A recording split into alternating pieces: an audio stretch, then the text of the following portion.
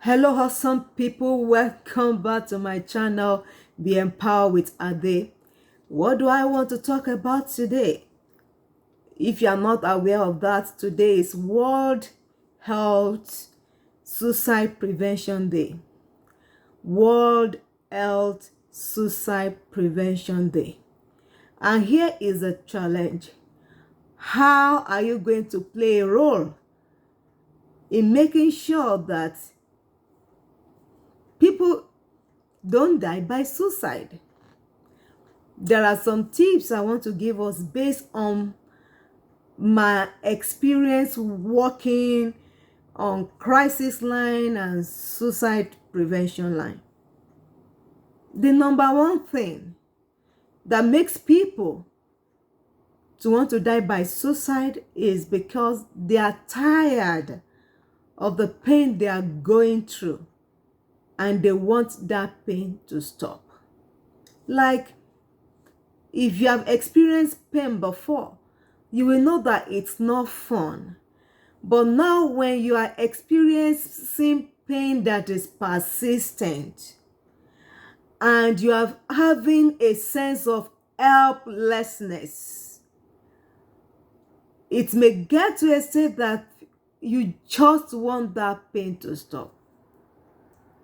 Having said that, I want you to know that nobody wants to die. Nobody wants to die. Until you are very, very old and you know that you have accomplished all that you desire to accomplish on the planet Earth, you don't want to die. Not that you are afraid of death, especially if you know where you are going to when you die. You are sure of your eternity, where you will land. You are not afraid of death. But there are some things that makes people wants to live. If you have very much more to offer in life, to offer to people in your world, people that are closer to you and people that are not closer to you, you don't want to die because you want to fulfill that mandate. You want to fulfill that purpose. So you don't want to die. For example, a mom that has little children will not want to die.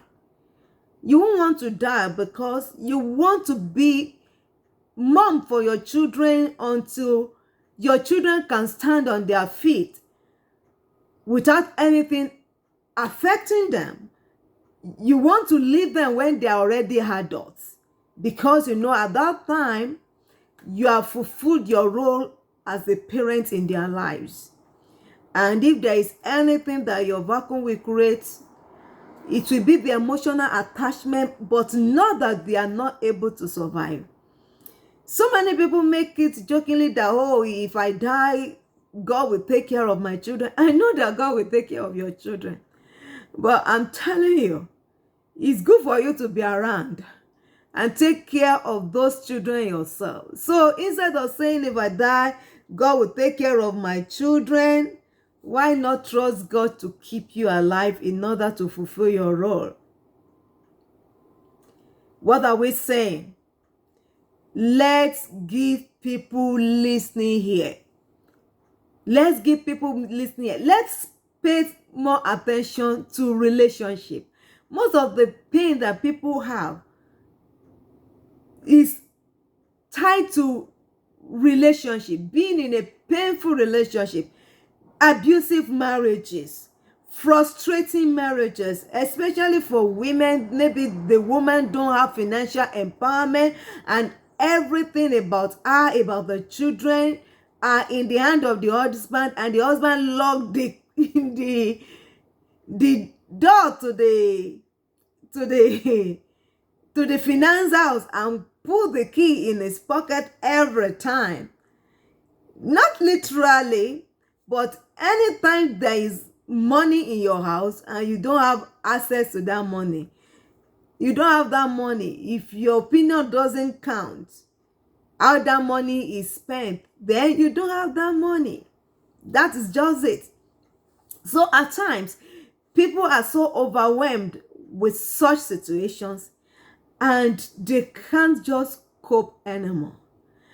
And what also contributes to people wanting to end the pain by suicide is when they are in an environment where they don't feel safe to share what they are going through.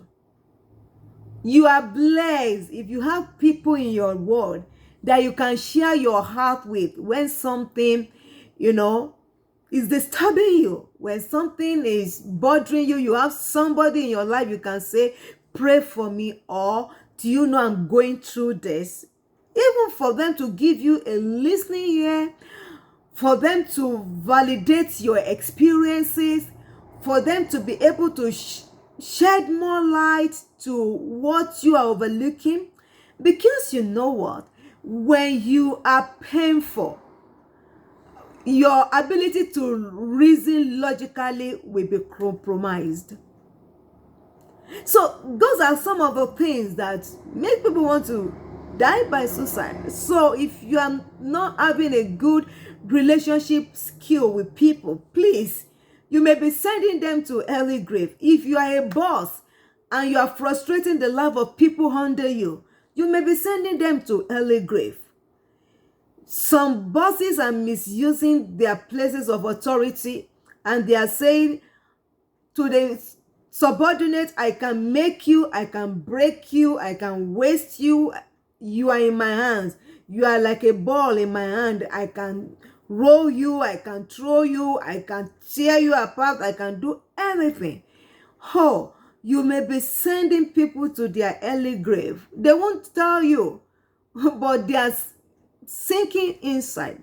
So if you and I can pay attention to how we handle relationships in our lives, in our workplaces, when you go for shopping, how do you treat those cashiers? How do you treat those shop attendants? Where you have a position and have people that are underprivileged under you, or you have subordinates under you, you take decisions that affect lives and their families. How do you do this carefully? Human relationship is huge. It's huge. It contributes big to why people want to die by suicide. So I'm pleading with us, let's up our game when it comes to interpersonal relationship with other people. Mind what you say to people. Mind how you react to people. Mind what you say. And if there is any issue, please solve it. And let me tell you there, if you are going through painful relationship and you keep your mouth shut, don't keep your mouth shut until you go to early grave. Everybody in your world cannot be bad. So take courage and talk to someone. Prayerfully, let God lead you to whom to talk to. Talk to someone. Somebody needs to hear you. And I used to say this, if you cannot find anyone around, pay money. You can pay counselors money. You can pay coaches money. You can pay psychologists money to listen to you. Pay money to stay alive. Pay money to stay alive. If you cannot get it free, pay money to stay alive. And if you are in a developed world, there are crisis lines, local crisis lines, federal crisis lines you can reach out to and talk to somebody. Even if you don't want to tell them your name, you don't want to tell them your identity, you just want somebody, you want to pour what is on the inside of you, and they will give you listening here without judging you. That's why those crisis lines are there. You can be anonymous if you want to be anonymous. It's okay, but at least we want you to live. We want you to live. So reach out for help. Don't be overwhelmed. And I'm telling you, those things that are overwhelming you is because you have not shared it with somebody that will be able to shed light on what you can do to manage the situation or to change it all around. So I just want to tell us, if we are the kind of people that look at people as in, are you serious? Why are you thinking that rubbish stuff? No, don't approach it that way anymore. Start asking, What's going on in your life?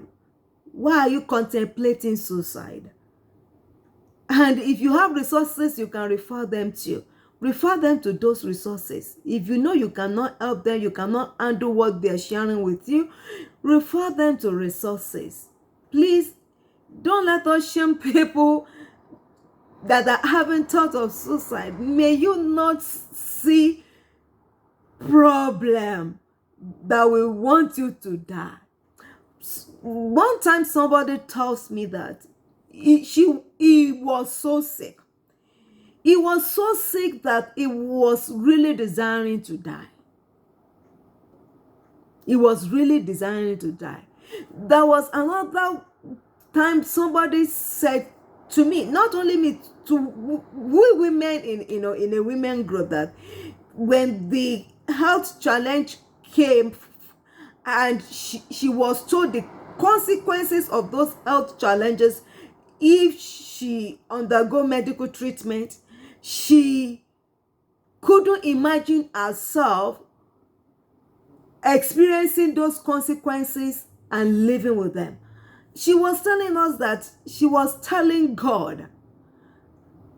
Can you hear that? A child of God, yeah.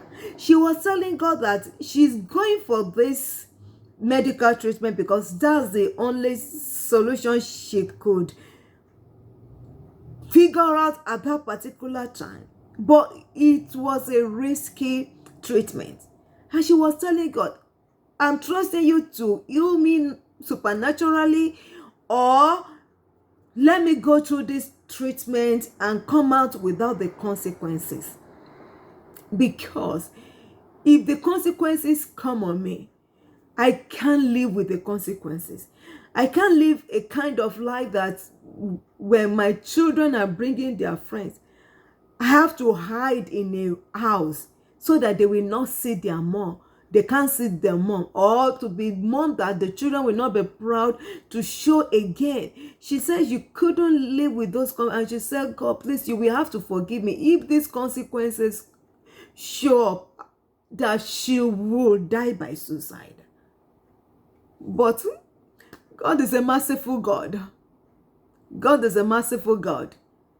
So she didn't die by suicide. God had. So please, let's support people that are going through stuff. There's so many things that could lead to people wanting to die by suicide. Don't despise anybody's pain because you are not in their shoes. You don't know how painful it is to them. You don't know how heavy it is.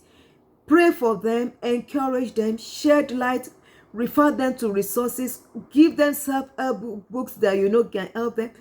Please don't let us stigmatize